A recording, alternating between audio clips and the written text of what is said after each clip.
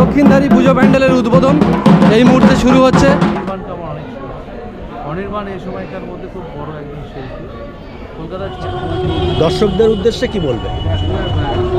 দেখুন, দর্শকের যেটা পছন্দ হবে তারা আসবেন, দেখবেন।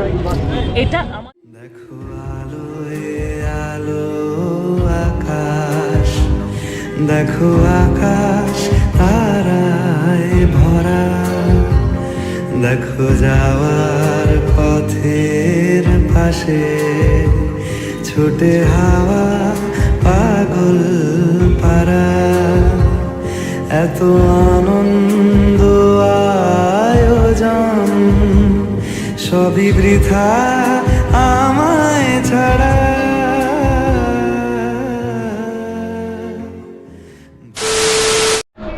হে guys, welcome back to my channel, this is left right blog.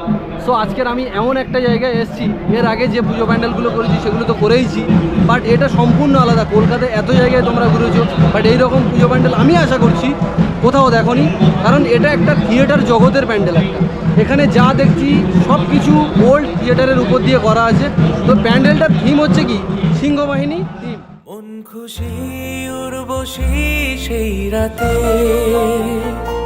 সুর ছিল গান ছিল এই প্রাণে, ওই দুটি হাত ছিল এই হাতে, কি কথা বলছিলে মন জানে, সব ভালো লাগছিল তুমি ছিলে তাই।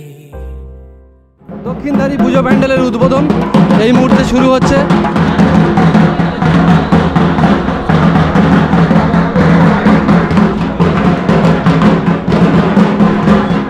দক্ষিণধারী পুজো প্যান্ডেল যে থিম সিংহবাহিনী, তারই উদ্বোধন হতে চলেছে। এইমাত্র ফিতে কেটে উদ্বোধন করবে।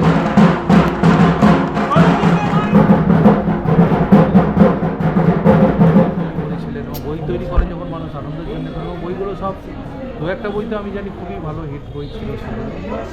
আর ওনার মধ্যে এত বড় পরিচালককে সামনে রেখে এতদিন পরে একটা কাজ করছে, এটা নতুন প্রজন্ম জানা হচ্ছে। চিন্তারিতে বিশেষ করে পার্থবর্মা এখানকার মূল উদ্যোক্তা, তাকে শুভেচ্ছা।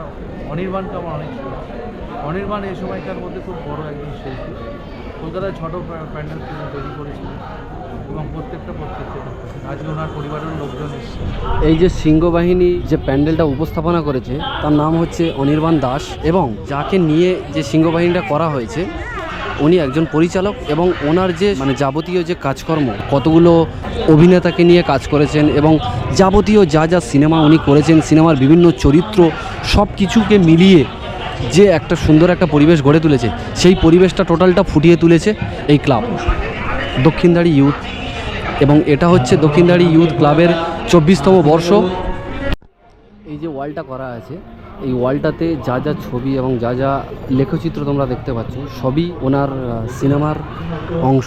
মোটামুটি খুব সুন্দরভাবে ফুটিয়ে তুলেছে দেখতে পাচ্ছ। আর এই যে স্ট্রাকচারটা যে করেছে, এই স্ট্রাকচারটা তলায় বাঁশ দিয়ে সাজানো আছে, এবং এই যে স্ট্রাকচারের উপরে যে ফ্লোর তৈরি করেছে এগুলো টিন দিয়ে করা হয়েছে, কেটে কেটে টিন দিয়ে করা হয়েছে। আর এখানে যে লেজার লাইটটা পড়ছে ওই দিক থেকে মারা হয়েছে, ওই দিক থেকে লেজার লাইটটা মারা হয়েছে এবং এই জায়গার এর উপরে পড়ছে, এবং ওনার সিনেমার কিছু কিছু সিন, কিছু কিছু অংশ এর উপরে এমনভাবে রিফ্লেক্স করছে যে আমরা এখান থেকে দেখে খুব উপভোগ করতে পারছি। ঠিক ওই দিকটায় ওরকম সাজানো আছে। তা এই যে বাস তোমরা দেখতে পাচ্ছ, তখনকার যুগের যে বাস, তখনকার সময়ে সিনেমাতে এইসব গাড়ি ইউজ হতো, বা রাস্তাঘাটে যানবাহন হিসেবে এইরকম টাইপসের গাড়ি চলতো।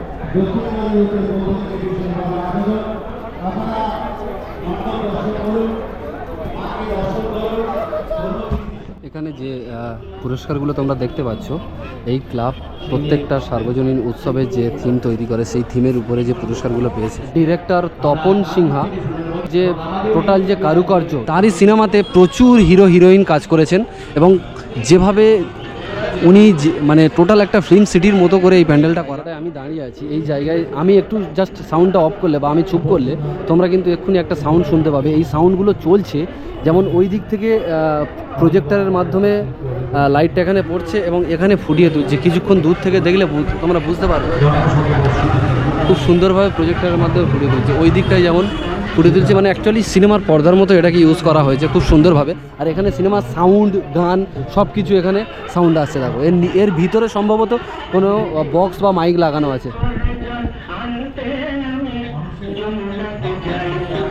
এই দিকটায় যে থিমটা করা আছে, থিমটার নাম হচ্ছে শিউলি বাড়ি। সম্ভবত শিউলি বাড়ি হয়তো ওনার কোনো পরিচালিত কোনো সিনেমা। খুব সুন্দর ডিজাইন। এগুলো দিনের বেলাতে শ্যুট করলে সবচেয়ে বেশি ভালো লাগবে, কারণ আমি প্রথমে বলেছি যে এটা একটা লো লাইটের প্যান্ডেল। তো লো লাইটের প্যান্ডেলের জন্য সম্ভবত রাতে ক্যামেরার ক্ষেত্রে খুব ভালো হবে না, খালি চোখে দেখলে খুব সুন্দর হবে। এই যে জায়গাটা দেখতে পাচ্ছ, এই যে খুব সুন্দর করে যে জায়গাটা সাজানো হয়েছে, এখানে ওনার যে থিয়েটার এসব সিনেমা তৈরি করেছে সেই সব সিনেমার নাম সহ যে থাম্বেল, অ্যাকচুয়ালি থাম্বেল যে বলা হয়, সেগুলো এখানে করা আছে। যেমন আতঙ্ক, উপহার। এইদিকে যে দেয়ালগুলো করা আছে, যেই দেয়ালের উপরের সিনেমার নাম দেওয়া আছে, যেমন ঝিন্দের বন্দি, তারপরে নির্জন সৈকতে, নিউ থিয়েটার। এই যে সিনেমাগুলো আছে, সেই সিনেমার যে চরিত্রগুলো যারা যারা অভিনয় করেছে তাদের নাম সহ, যারা যারা তৈরি করেছে তাদের নাম সহ এক একটা মিনারে দেওয়া আছে এবং পুরো থিম আকারে করা আছে। তখনকার সময় যে সিনেমাগুলো হতো, যেমন ব্ল্যাক অ্যান্ড হোয়াইটে করা হতো, তোমরা দেখতে পাচ্ছ কিছুক্ষণ আগে এই প্যান্ডেলের উদ্বোধন হয়েছে সিংহবাহিনী। এই পুরো থিম ঠিক এমনইভাবে সাজানো হয়েছে।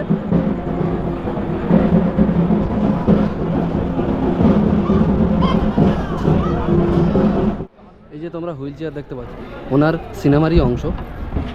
আর এইদিকে তোমরা যেগুলো দেখতে পাচ্ছ, যে উত্তম কুমার, তারপরে আর যে বিভিন্ন যে শিল্পীরা আছেন বা অ্যাক্টররা আছেন, ওনার সঙ্গে যারা যারা কাজ করেছেন, তপন সিনহার সাথে যারা যারা কাজ করেছেন, সেই শিল্পীদের এক একটা থিম করে খুব সুন্দর করে সাজানো হয়েছে। এবং সিনেমার যে কিছু কিছু যে সিনগুলো আছে, সেগুলো ছবির মতো করে এখানে সাজানো আছে। এত সুন্দর করে সাজিয়েছে, সাংঘাতিক সুন্দর করে সাজিয়েছে। বাট লাইটে কতটা তোমরা দেখতে পাচ্ছ জানি না।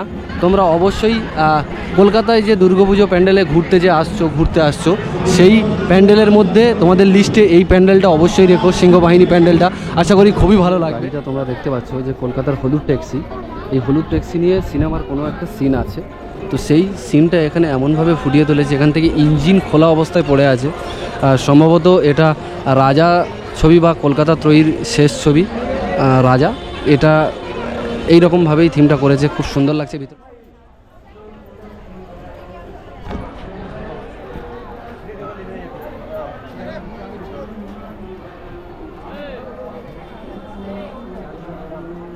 এই যে হারমোনিয়ামটা দেখতে পাচ্ছ, বিশালাকার হারমোনিয়াম।